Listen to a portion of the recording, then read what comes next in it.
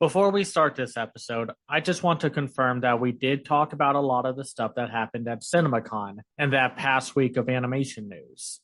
But we decided what was more important was to talk about the current writers' strike. Writers, among the other many amazing people who work to craft the shows you love, have been struggling to make a living in this new landscape of media and entertainment. They are under threat of making even less money and being replaced by ChatGPT and AI, and you know you don't want that. They are some of the many amazing people who make these shows, and they deserve residuals and royalties from streaming services and other improvements to their working condition. Studios and streaming services are trying to act like nothing is wrong, but they are realizing every guild and writers group from around the world are pushing back.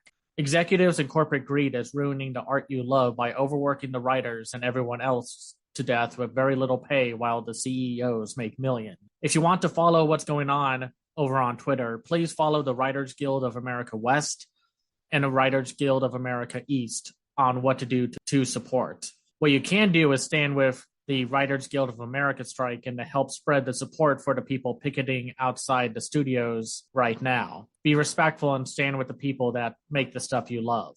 Hashtag WGA strong. And now, on with the episode. Hey everyone, this is Cameron from Renegade Animation on renegadepopculture.com. If you like what we do, please give us a like, a follow, and a rating on Apple Podcasts or wherever you listen to us. We are everywhere. And also consider supporting our new Patreon. That way we can keep doing what we love, and that's talking about animation. And now, on with the show. What's going on, guys? Welcome to another episode of Renegade Animation on the Renegade Pop Culture Podcast Network. My name is Mike. I'll be your host for this evening. Joining me, as always, is the animation guru himself, Cameron. Howdy, howdy. And boy, do we have a wild episode for today. We've got reviews for two Disney Channel superhero shows that honestly could not be more different. We have Hamster and Gretel and Moon Girl and Devil Dinosaur.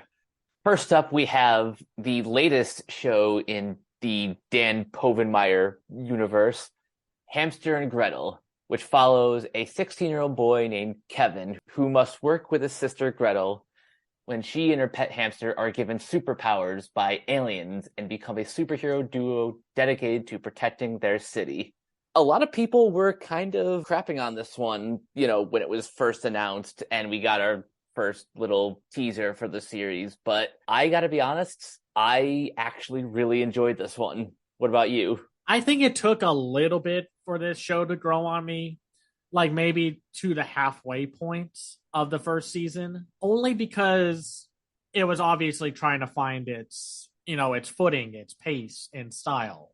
But that doesn't mean that I didn't like any of it until that point. I found myself very much charmed by Dan Povenmire's new show, and it shows that he can make a show without having to team up with his other collaborator. It just means that both creatives are equally creative individuals. Without Swampy, the show does take a minute to find its groove, but I got there much sooner. By the fifth episode, I was like, okay, yeah, I'm on board.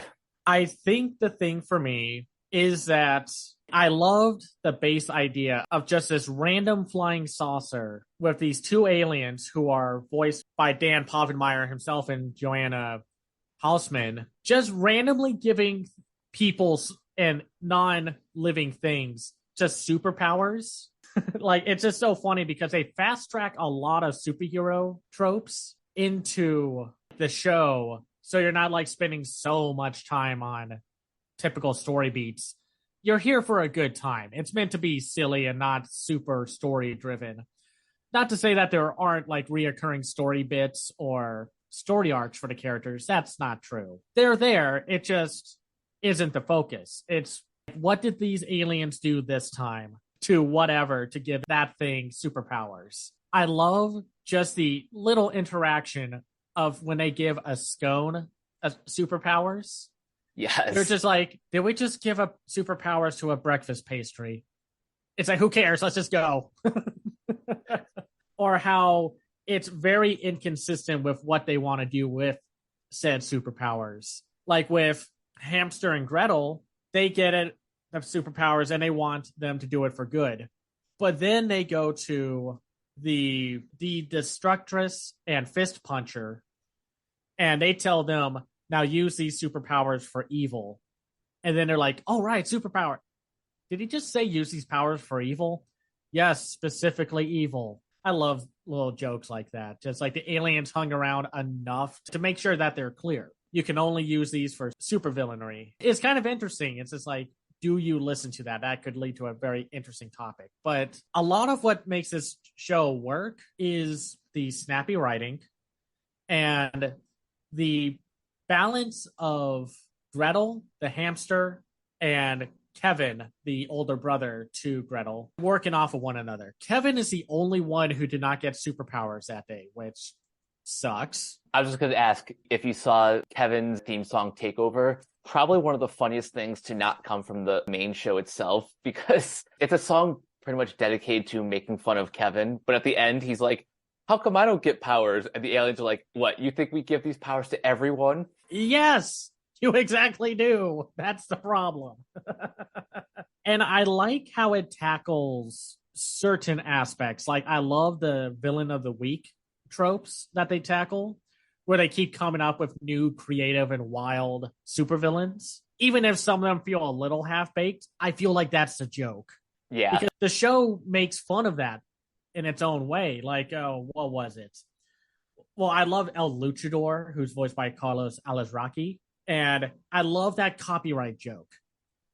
Like when they're trying to get some ropa vieja and you hear like the El Luchador copyrighted and you see like Gretel literally reading the copyrights as it goes across the screen, which means those letters are actually appearing in real time, at least in that universe. And they even say like, okay, is that done yet? Yes. Okay, let's fight. I think one of my favorite dumb villains was the earworm, which was intentionally on the nose. Oh, yeah, exactly. And they got some really fun people for these roles. Like, I love Rodney Thunderpants, voiced by James Adamian. And I love, oh, yeah, here we go, the Exterminator, voiced by John DiMaggio, who is, like, a lot of these villains are very pathetic or don't have a lot to do with the plot, which I think is very funny. And, or like the Night Marionette, who is voiced by Michael Leon Woodley, who was, the alligator in Princess and the Frog, and that water bear from Kipo and the Age of Wonder Beasts. Oh, yeah. And I love how they keep, like, his biggest issue is everyone questioning why he's called the Night Marionette, because he's not a puppet.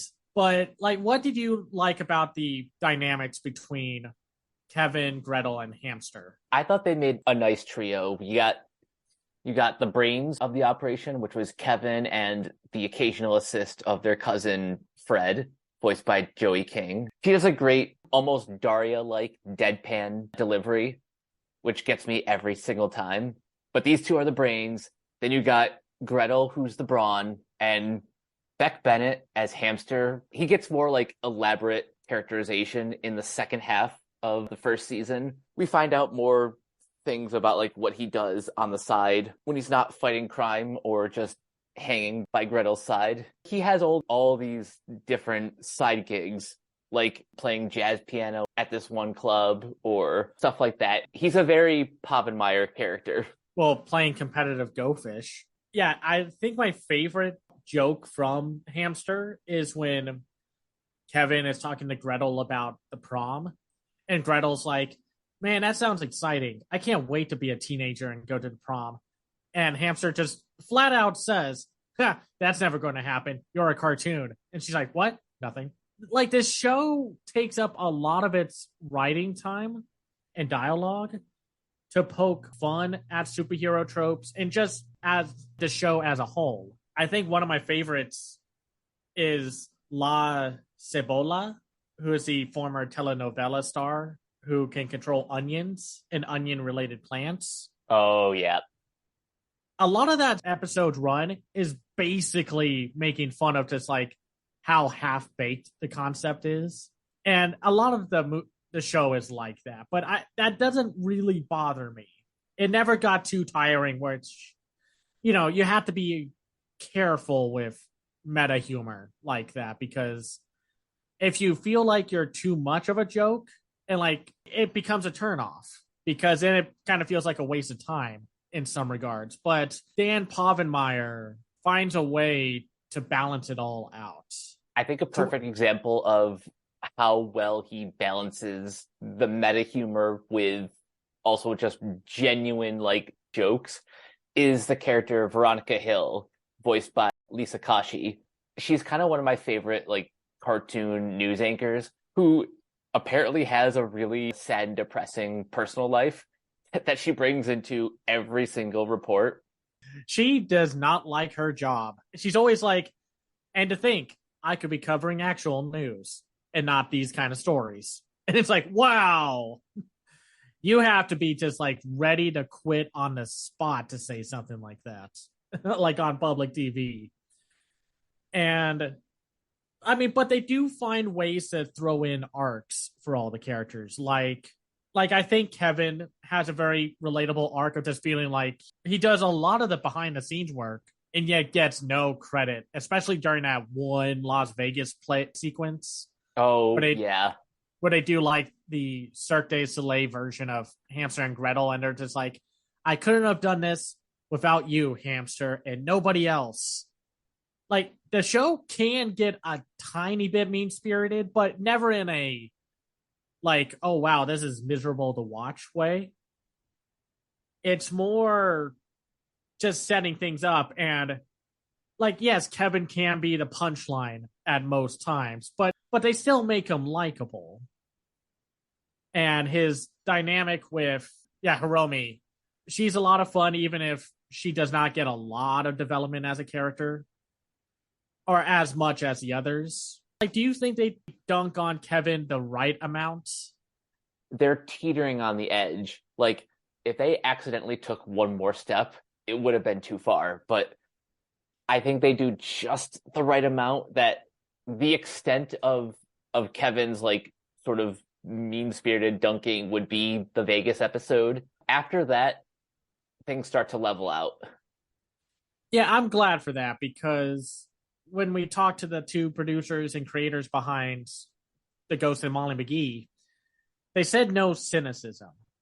And I would agree that Hamster and Gretel could get snarky, but it's never cynical.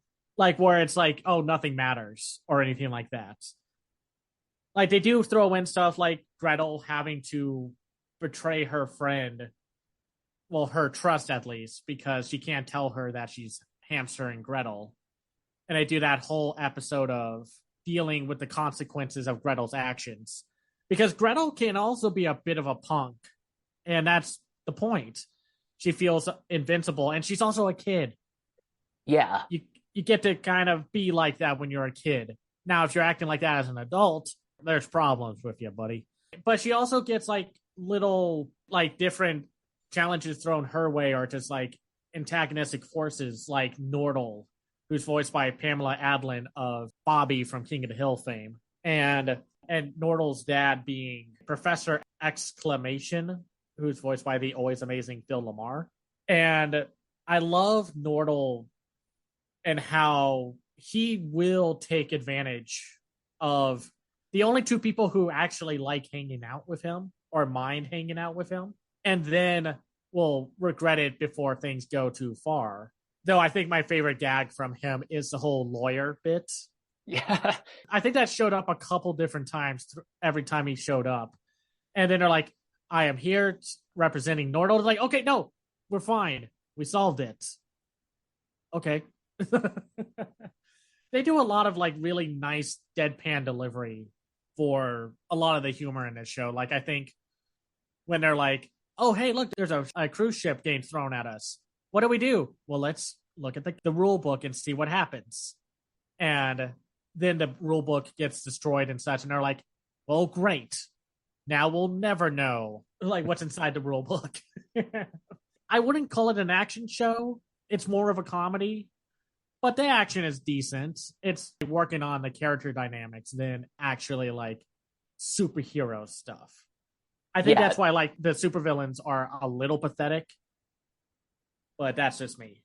This show is even more so than Phineas and Ferb and Milo Murphy's Law. This is definitely geared towards a younger audience, and I like that because the superhero aspect, it's kind of like a Trojan horse for like teaching kids like important lessons. And the fact that it's also just like very classically hilarious, that's like the sugar that helps the medicine go down.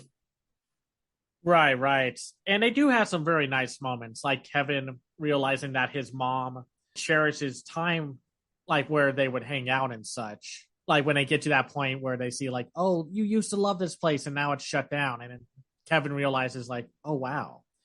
Or like the just like family bonding moments throughout the first season. Even some of the supervillains aren't like, I mean, they're supervillains, but they're not like the worst people. Like all things considered, Professor Exclamation is a pretty decent dad. Yeah, he just happens to be professionally evil. Or the Destructress and Fist Puncher are like twins, but they're like reckless more than evil. And even then, they're like we're only doing the villain thing because the aliens told us to.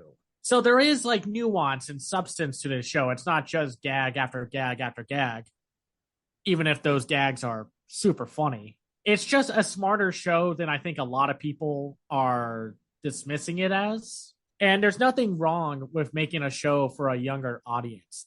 This is not like a pre-K show. This is more like 5 to young teens, though I think adults and teenagers would find the sass and snark very enjoyable. Yeah, like if you are a fan of Phineas and Ferb and Milo Murphy's Law, then you definitely should at least give this first season a try because who knows, it may surprise you. Because speaking of surprises, we gotta finally catch up with Moon Girl and Devil Dinosaur. Oh my goodness. Yeah. So I don't think we need to explain the premise of this because we already talked about the first couple episodes a couple months ago, but we are now kind of wrapping up the first season. And, you know, I was already singing the praises of this show before, but now it's like, yeah, no, the latter half of this definitely confirms that this is the best animated series that I've seen so far in 2023. It's going to be hard to beat. And there have already been some pretty good shows like Vox Machina Season 2 and Fired on Mars, which I can't wait to talk about that show. Moon Girl and Devil Dinosaur is probably the best animated show of 2023 because it came out swinging, not only with just a visually delightful art style that is brought to life by the talented teams working on it and brought to life by the amazing people at Flying Bark Productions.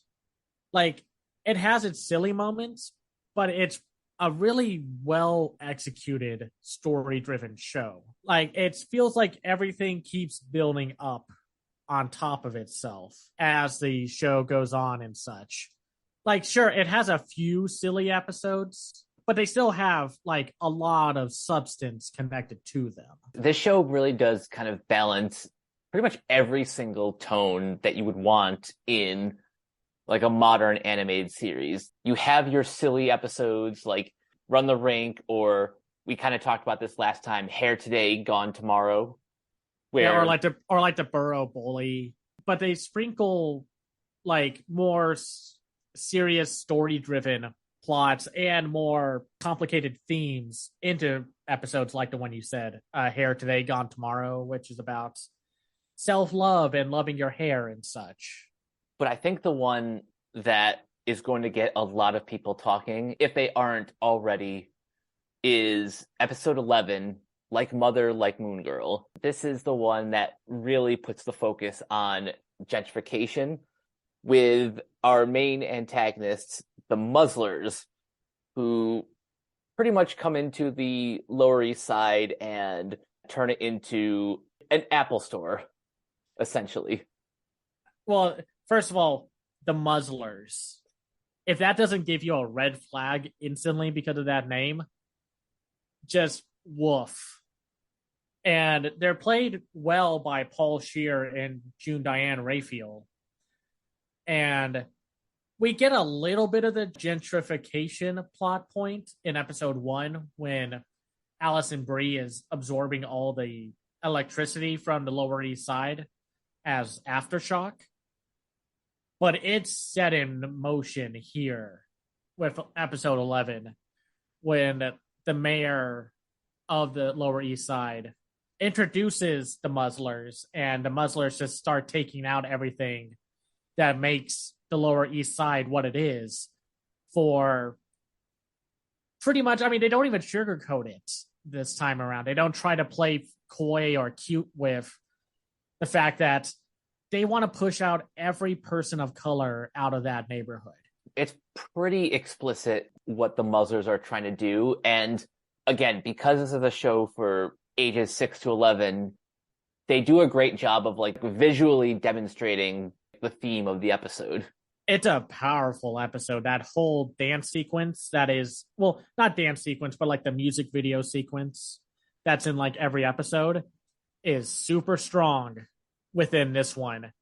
And another episode I really liked was Skip This, Add Adolescence. Well, which is funny because Lunella has had 2 episodes now where she wants to get to something faster. She's impatient. Where Run the Rink is like the first drop of her getting impatient and wanting to get something done, which almost causes the rink to be destroyed by a gravity-themed supervillain, Gravitas, voiced by Ace Gibson, who almost causes the rink to fly into space. And then with Skip the Adolescence, Lunella makes a literal skip ad button for her life and realizes almost too little too late that she's missing over all the things that make life worth living, all the small moments. It's very challenging for a show that's aimed for like 5 to 11-year-olds to kind of deal with that kind of concept of loving every moment that you encounter in life. Great remake of the Adam Sandler movie Click. I mean, like, hey, kids can handle tougher subjects. It's how you execute them. They do some really fun plots and such, like Moon Girl feeling like she can't ask for help in Moon Girl's Day Off, or Coney Island Baby, which is the 14th episode of the season where she deals with her innermost fears. And it's another great return of Lawrence Fishburne as the Beyonder, who's like the most obnoxious troll manifests into like a godlike deity. What's so fun about him is that even though he's a Thanos level threat or just wants to mess around, that's all he wants to do.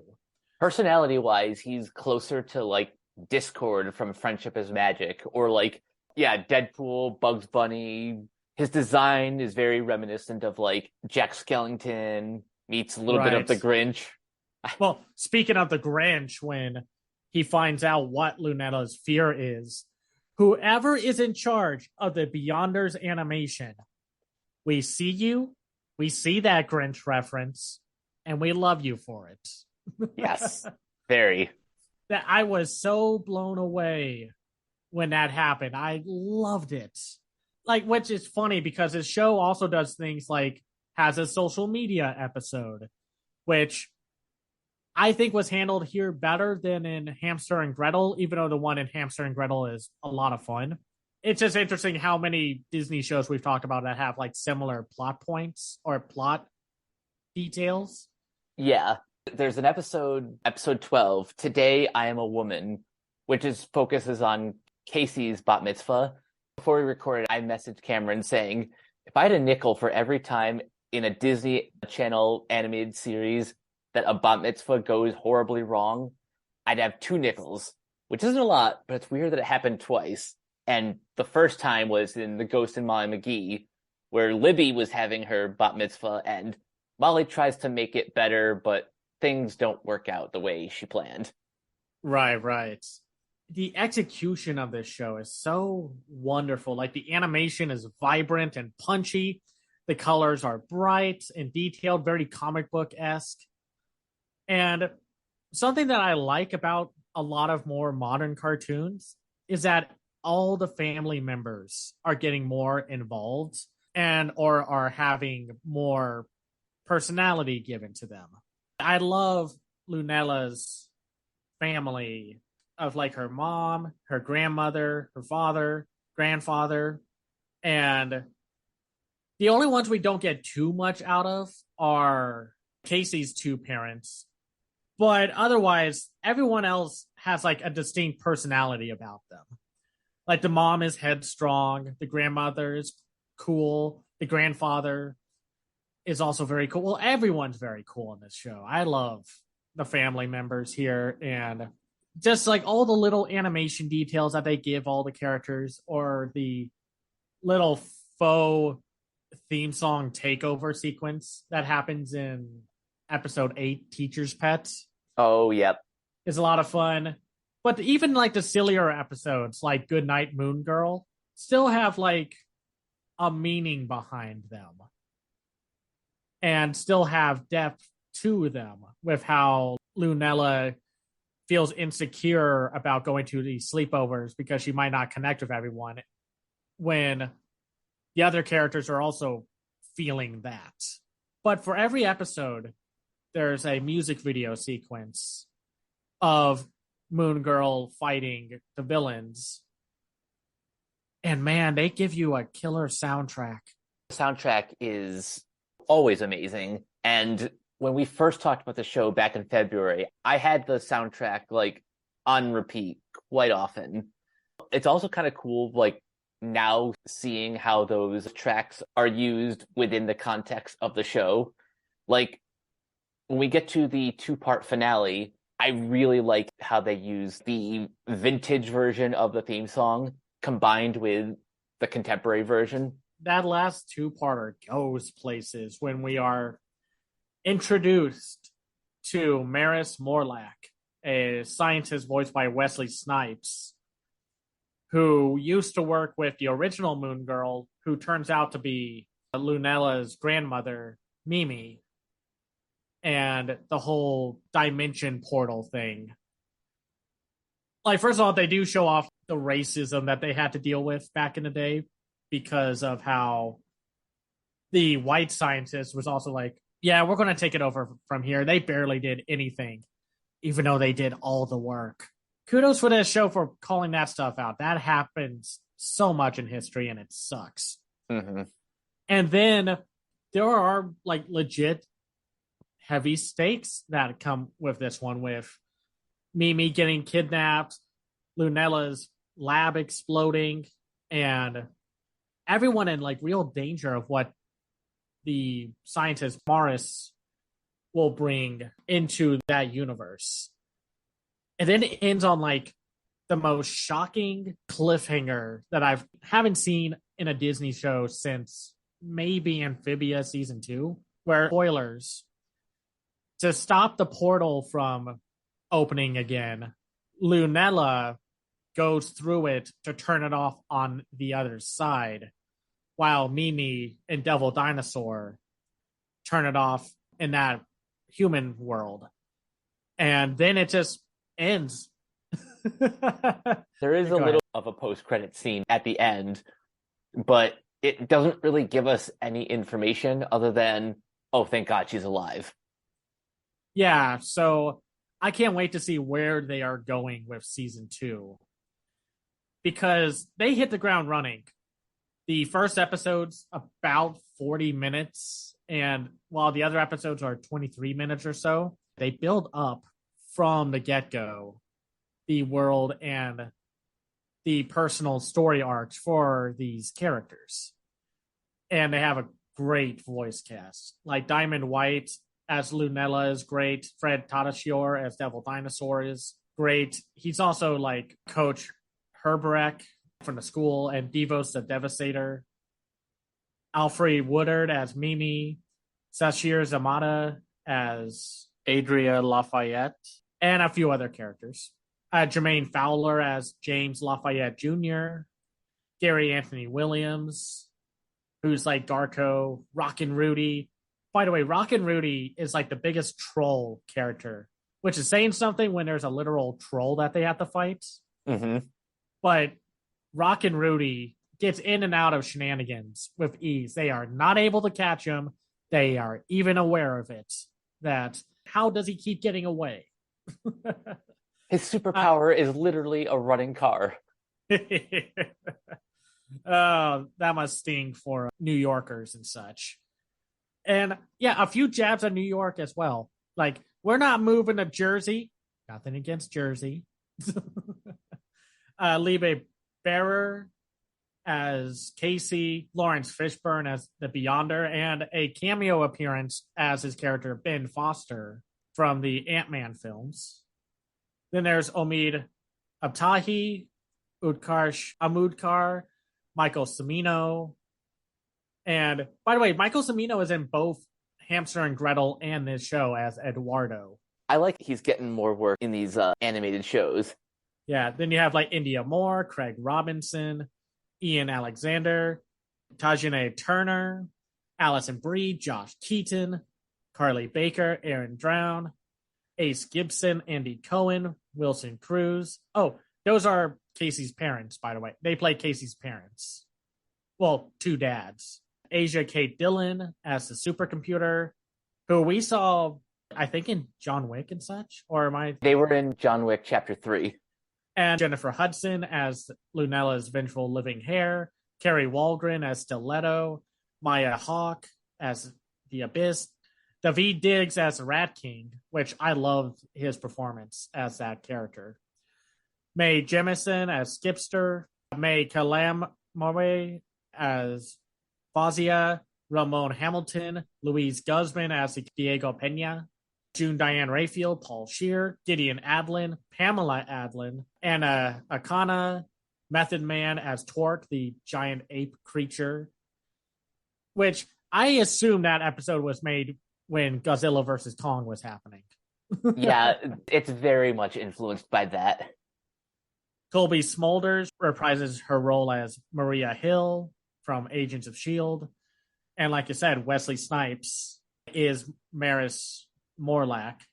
Like, this show is just so good. Basically, to boil down our thoughts is watch this show. Don't hesitate, just do it. You want to be on the bandwagon now because things I'm hearing about season 2 are going to be pretty cool. While this doesn't necessarily take place in the MCU, the fact that we already have like 2 characters and a non-speaking cameo from Captain America, it shows that Disney and Marvel have a lot of investment in this show, and they should, because great, but there's just a lot of passion and creativity that went into this that I can't wait to see more of next season. Yeah, no, just get on it, because with how a lot of the animation industry is in flux right now, if you love a show, support it. Don't wait. Don't do that thing that like the rise of the TMNT haters did, where they hated it at first and then were like, oh, wait a minute, I like the show now. It's canceled. Like, watch the stuff that you want to see do well.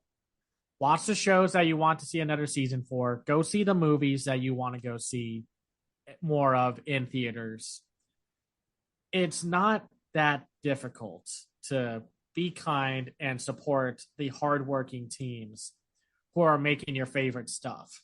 That's it for this episode. Definitely give Hamster and Gretel and Moon Girl and Devil Dinosaur the love and support that they deserve. Indeed. Next time, we will be talking about the 2nd season of Star Wars Visions, this time with a more eclectic group of animation studios, such as Cartoon Saloon, Aardman, Triggerfish, and a couple more. But we'll talk more about that next time. Until then, Cameron, where can everyone find you online? You can find me on Twitter at Cam's Eye View. I have a website called camseyeview.biz where I review animated films and shows from around the world called The Other Side of Animation. I also have a Patreon at patreon.com/camseyeview. That's where you can find me. And you guys can find me on Twitter at Captain K42. You can check out my quick thoughts on letterboxd.com/CoachK42. And you can follow Renegade Pop Culture on Facebook and Twitter at Ren Pop Culture. You can also find us on YouTube, on Podchaser. Subscribe to our Patreon at patreon.com/Renegade Pop Culture.